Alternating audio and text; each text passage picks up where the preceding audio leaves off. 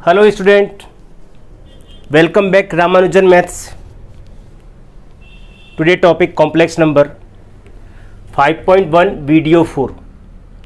5.1 video 4 पिछले 3 video में हम लोगों ने देखा आई रेज टू एन से रिलेटेड इमेजिनरी नंबर काल्पनिक संख्याओं से रिलेटेड क्वेश्चंस देखा था। आज हम लोग पढ़ने वाले हैं कॉम्प्लेक्स नंबर। कॉम्प्लेक्स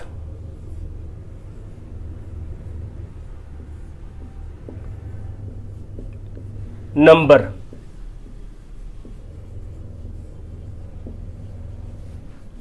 सम्मिश्र संख्या कहते हैं इसको, हिंदी में सम्मिश्र संख्या कहते हैं इसको। Any number in the form z equal to a plus i b. Any number in the form z equal to a plus i b is known as complex number. कोई भी संख्या जो इस रूप में प्रदर्शित की जा सकती है z equal to a plus i b, तो इसे सम्मिश्र संख्या कहते हैं। यहाँ a क्या है? a और b दोनों रियल नंबर हैं, वास्तविक संख्या है। तो नंबर 1 b इक्वल टू यदि 0 होगा, यहाँ b इक्वल टू 0 होगा तो z इक्वल टू ओनली होगा a। क्लियर है? b। और यदि a इक्वल टू 0 होगा तो z इक्वल टू यह होगा आई बी। इससे पहले हम लोग यह समझ लें कि a और b को कहते क्या हैं। इस a को कहते हैं real part of z, real part of z। इसे शॉर्टकट में REZ कहते हैं। वास्तविक भाग कहलाता है, वास्तविक भाग। इसको शॉर्टकट में रियल z लिखेंगे। a plus i b, a जो होगा उसे कहेंगे वास्तविक भाग, रियल पार्ट ऑफ z।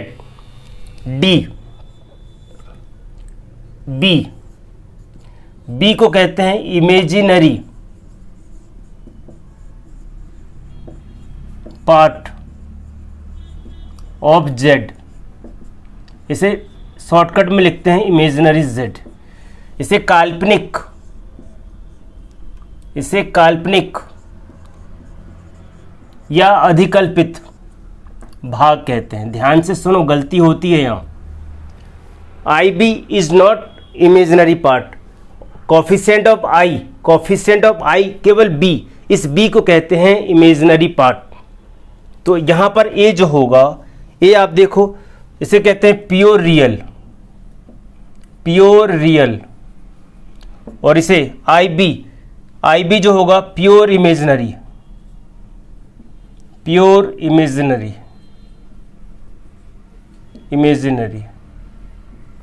तो इसे कह सकते हैं REZ और इसे कहते हैं इमेजिनरी z। कुछ एग्जाम्पल सपोज कर लेते हैं। a z equal to 2 plus 3i। आपको बताना है कि इसका रियल पार्ट क्या है, इसका इमेजिनरी पार्ट क्या है। इसका रियल पार्ट क्या है? 2 without i is known as real part, वास्तविक भाग। और इसका imaginary part coefficient of i मतलब 3। दोनों बातें हो गई। कॉम्प्लेक्स नंबर का एग्जाम्पल क्या है? 2 प्लस 3i। इसमें रियल क्या है, इसमें इमेजिनरी क्या है? हाँ जी, next b z equal to √3 plus 5i। तो इसका रियल पार्ट है √3 और इसका इमेजिनरी पार्ट है ओनली 5। c z इक्वल टू मान लीजिए ओनली 2 है, तो also we can write real number. इस रियल नंबर को कॉम्प्लेक्स के फॉर्म में लिख सकते हैं z equal to 2 plus i 0 आप यहाँ देख सकते हैं इसका रियल पार्ट है 2 और इसका इमेजिनरी पार्ट है 0। डी, मान लीजिए z इक्वल टू 3i है तो we can right 0 plus 3i। तो इसका रियल पार्ट क्या हो गया 0 और इसका इमेजिनरी पार्ट क्या होगा 3। मान लीजिए ई, z इक्वल टू 0 है तो 0 को लिख सकते हैं 0 प्लस i0। तो इसका रियल पार्ट भी 0 है और इसका इमेजिनरी पार्ट भी 0 है। तो कॉम्प्लेक्स नंबर में z इक्वल टू 0 को 0 जो है कॉम्प्लेक्स नंबर भी है, किंतु जिसका रियल पार्ट भी 0 है, इमेजिनरी पार्ट भी 0 है, but 0 is not a imaginary number. काल्पनिक संख्या नहीं है 0, रियल नंबर है। तो 0 को क्या लिख सकते हैं 0 प्लस i0। इसका रियल भी 0 है और इमेजिनरी भी 0 है। कॉपी कर लीजिए या स्क्रीनशॉट ले लीजिए।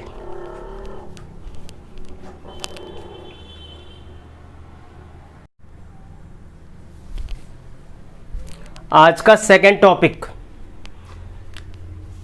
अलजेब्रा ऑफ कॉम्प्लेक्स नंबर, बीजगणित।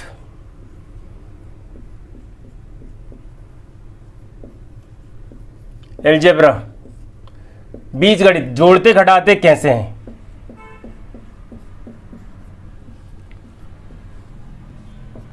टाइम कम है, बेसिक के बजाय हम न्यूमेरिकल क्वेश्चन सॉल्व करते तो जल्दी समझ में आ जाएगा।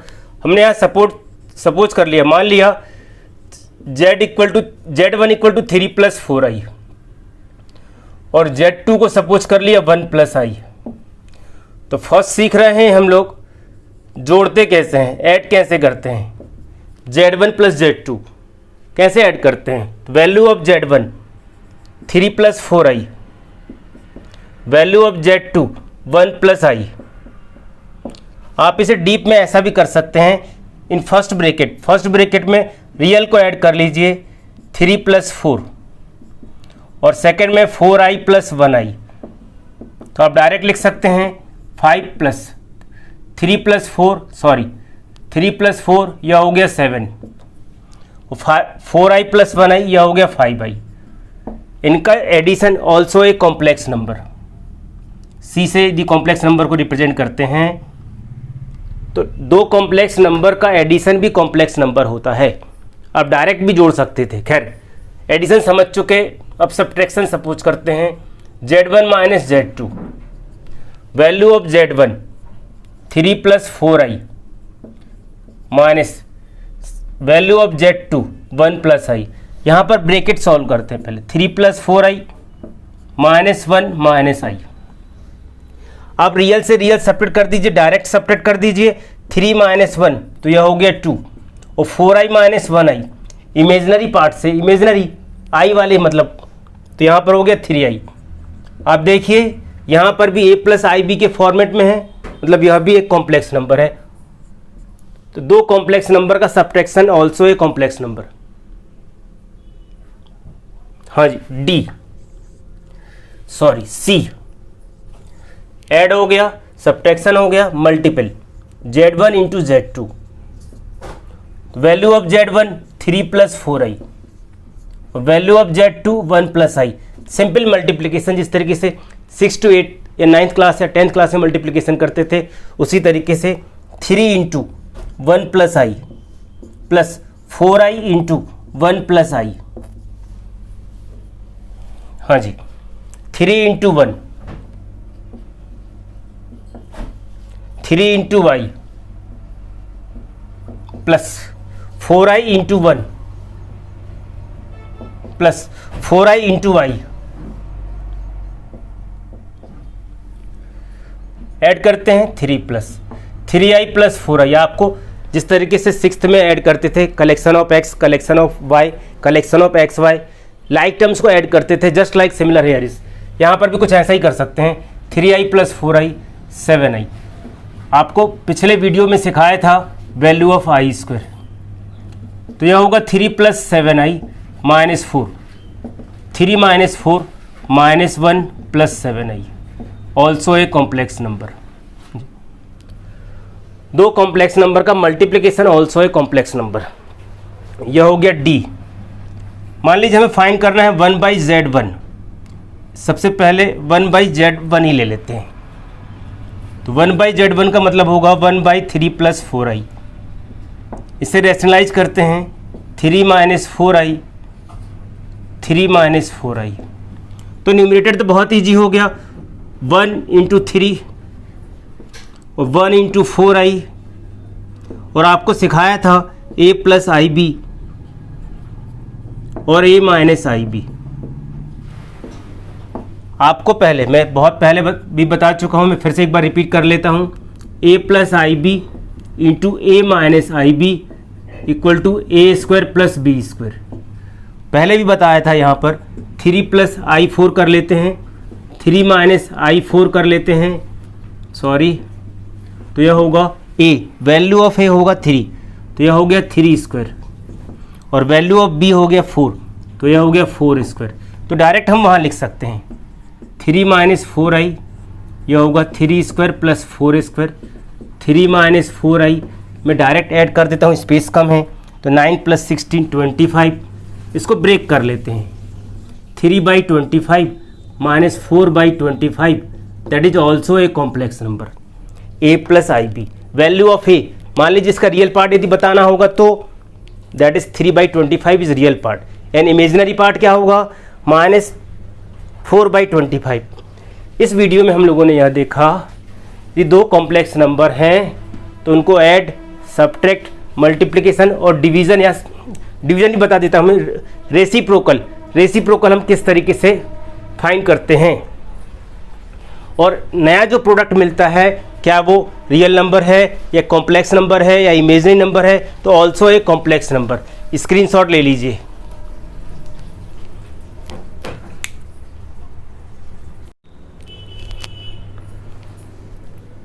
डिवीजन सीखते हैं ई, Z1/Z2।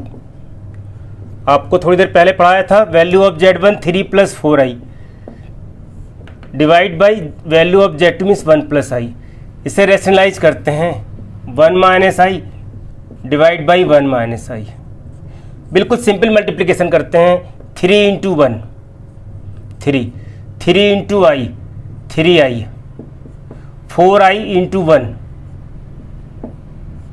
± 4i × i।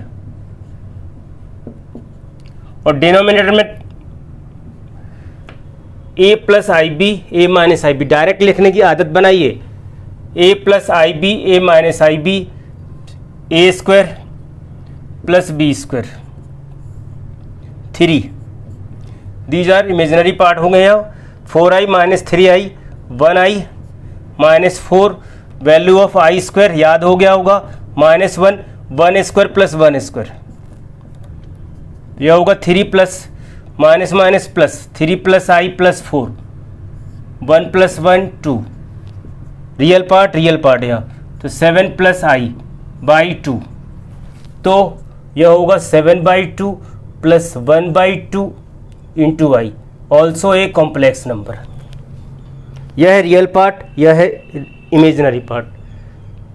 डिवीज़न बचा था यह। अब देखिए अगला जो टॉपिक जो है नंबर 3, सम प्रॉपर्टी, गुणधर्म।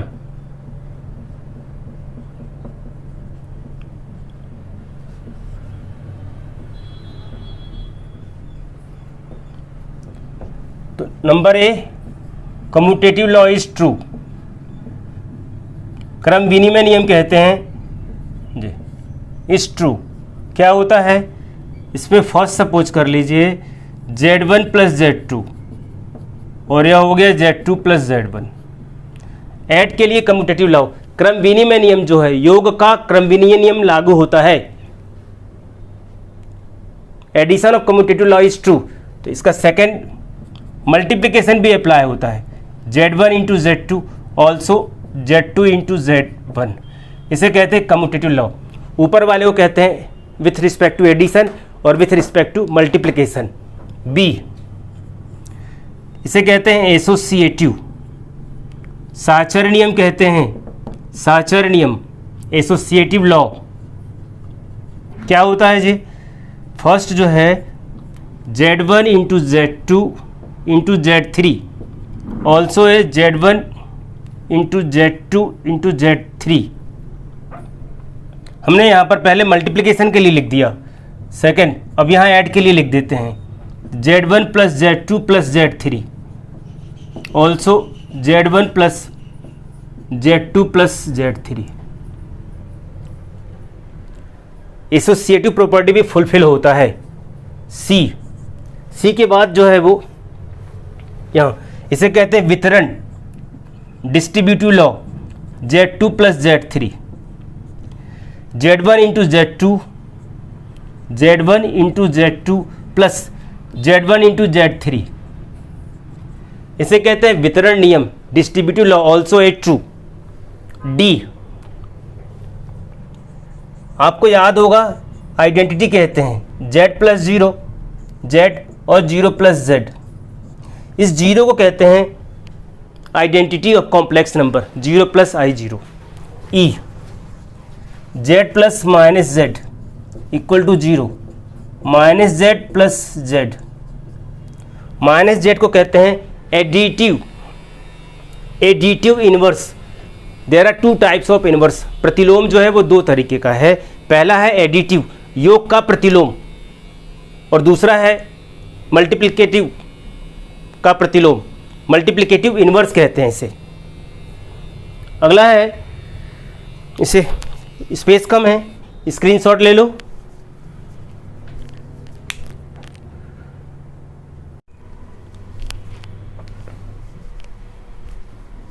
अगली प्रॉपर्टी है एफ। यदि z equal to a plus i b है और z इक्वल टू जीरो है, इसका मतलब है a plus i b equal to zero है, और इस जीरो का मतलब ऐसा कुछ होगा। तो यह तभी पॉसिबल होगा real part equal to zero और imaginary part equal to zero, a equal to zero and b equal to zero, दोनों के दोनों जीरो होंगे तभी यह पॉसिबल होगा। सपोज कर लिया हमने Z1 equal to a plus i b और Z2 equal to c plus i d, और प्रॉपर्टी में लगा रहा हूँ यदि Z1 और Z2 दोनों बराबर हैं तो कब फुलफिल होगा। तो Z1 की वैल्यू है ए प्लस आई बी और इस Z2 की वैल्यू है सी प्लस आई डी। तो रियल के रियल इक्वल होगा और इमेजिनरी के इमेजिनरी इक्वल होगा।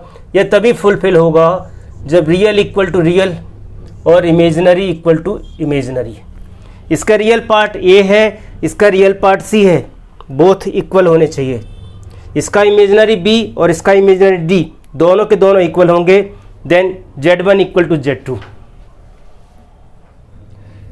यदि मान लीजिए ए प्लस आई बी इक्वल है सी प्लस आई डी के, तो इसका मतलब भी होता है a minus i b is equal to c minus i d. जो जनरल प्रॉपर्टीज थी इसके बेस पर हम लोग कॉम्प्लेक्स नंबर का मल्टीप्लिकेशन, सब्ट्रैक्शन, एडिशन, डिवीज़न, बहुत सारे अलजेब्रा यहाँ पर हम लोग सीख सकते हैं। इसका स्क्रीनशॉट ले लीजिए, इसके बेस पर हम लोग कुछ क्वेश्चन सॉल्व करते हैं।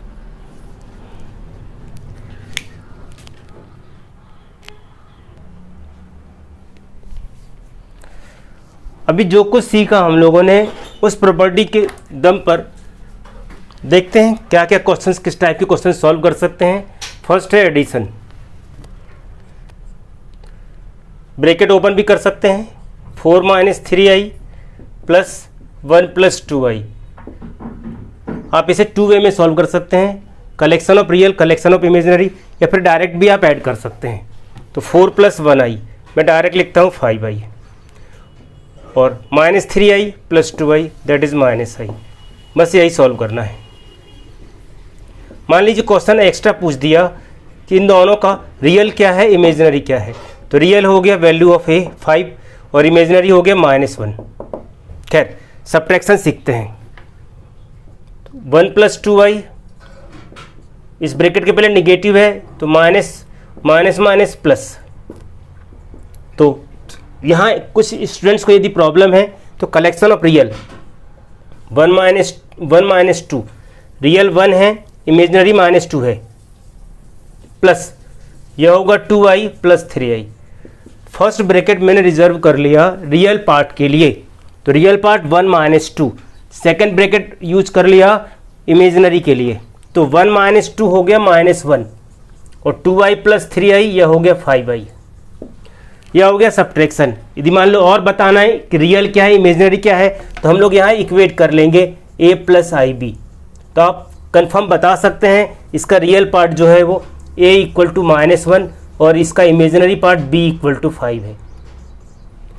एडिशन और सब्ट्रैक्शन हो गया है।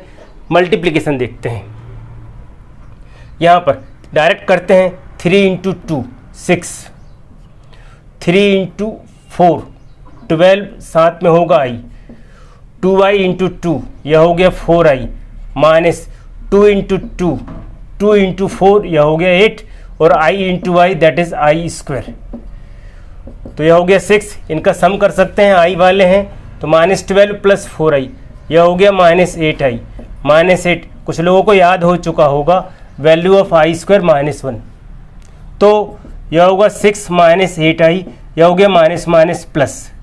यहाँ इमेजनरी टाइप का दिख रहा था, जब आपने यहाँ सॉल्व किया तो रियल हो गया। जो दोनों रियल है तो इनको डायरेक्ट ऐड कर लीजिए। 6 + 8 यह हो गया 14 प्लस -8 प्लस IB। स्टाइल में लिख लिया जिससे हम यह बता सकें इसका रियल क्या है, इसका इमेजनरी क्या है। तो हम लोग यहाँ इक्वेट कर सकते हैं a plus IB।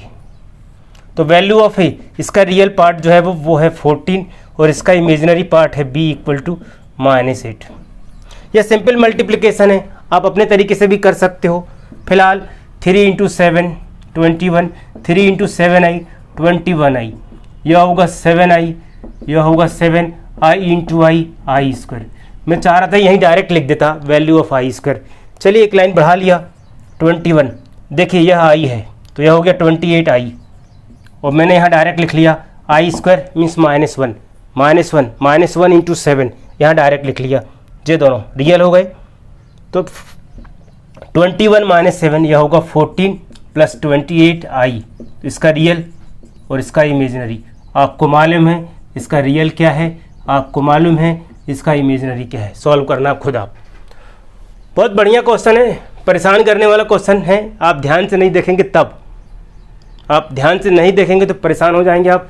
a plus IB a minus IB, तो मैं तो यहाँ डायरेक्ट लिखता हूँ जी, यह होगा a² प्लस b²। हाँ जी, यहाँ पर नंबर जो है a प्लस IB, a की वैल्यू 3 है और b की वैल्यू √5 है, इसलिए वहाँ डायरेक्ट लगा दिया। पता चला आप डिनोमिनेटर में भी लगाने लगो, तो यहाँ तो सब्ट्रैक्शन है ना, ब्रैकेट ओपन करना होगा। तो यह होगा √3 प्लस i√2 माइनस यह हो गया √3, और यह माइनस माइनस प्लस यह हो गया i√2।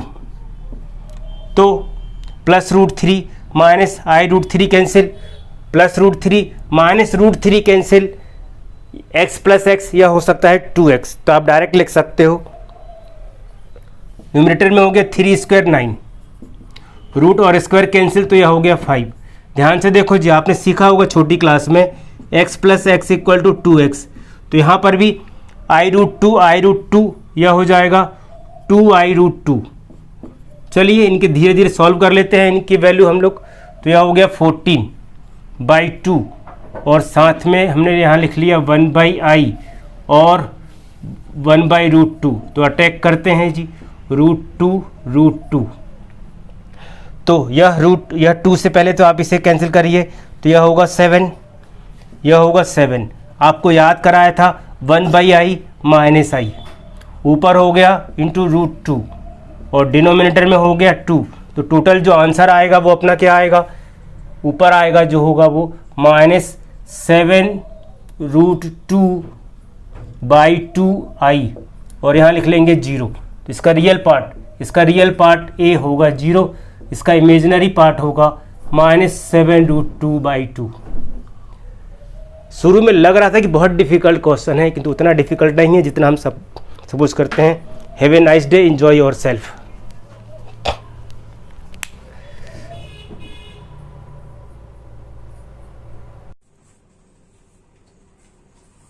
हेलो स्टूडेंट, आज हम लोग पढ़ने वाले हैं 11th क्लास का 5.2 सम्मिश्र संख्या। हम टॉपिक पढ़ रहे हैं सम्मिश्र संख्या 5.2।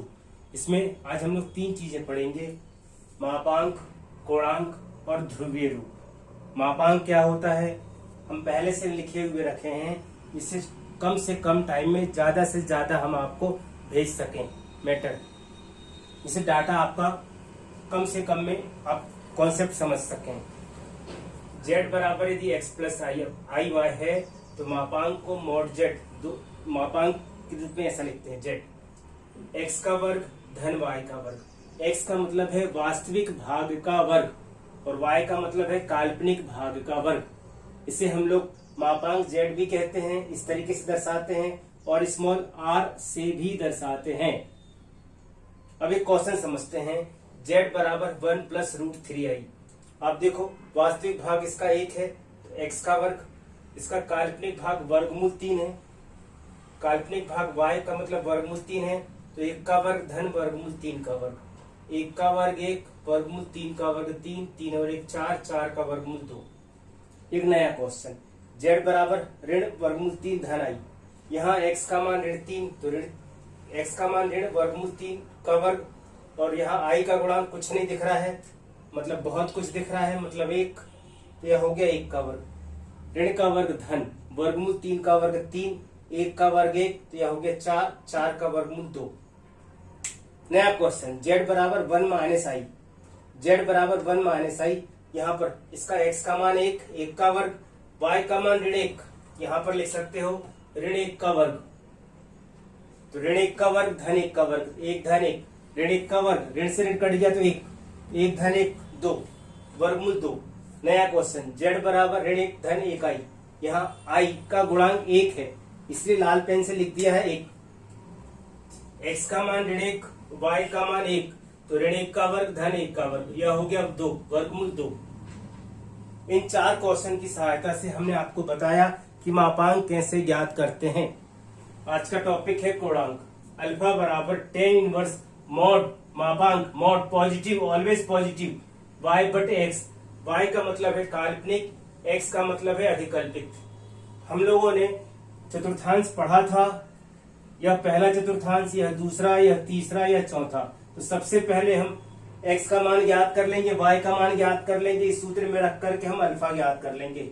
उसके बाद देखेंगे कि दोनों पॉजिटिव हैं क्या, x positive y positive, x positive y positive, तो यह होगा प्रथम चतुर्थांश। यहाँ पर कोणांक का सूत्र होगा थीटा बराबर अल्फा।